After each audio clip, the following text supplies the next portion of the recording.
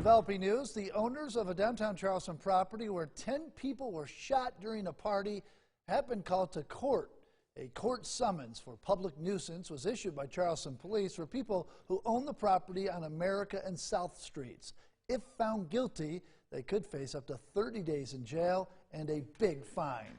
The summons is part of creating a safer Charleston. This is an initiative Charleston's top cop is committed to.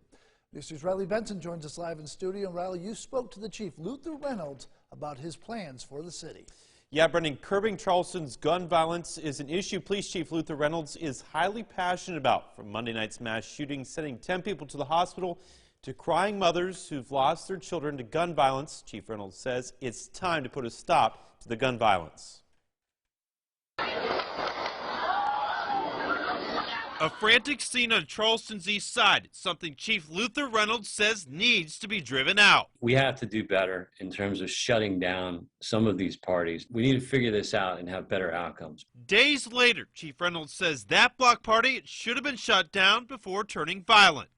And people are entitled to have a party at their house. They're not entitled to bring guns, to have gang members show up, to shoot at each other.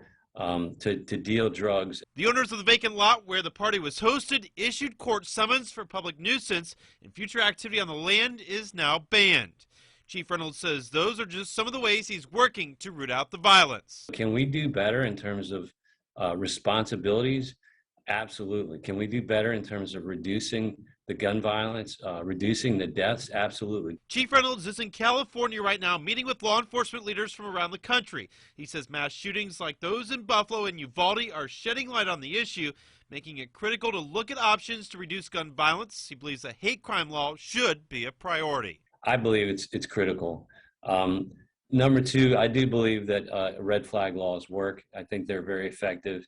I don't think they infringe on people's Second Amendment rights. The East Side community healing from the shooting. The city's top cop making it his mission to make sure it doesn't happen again. So we have to pay close attention to that, and we have to shut them down and send a very clear message.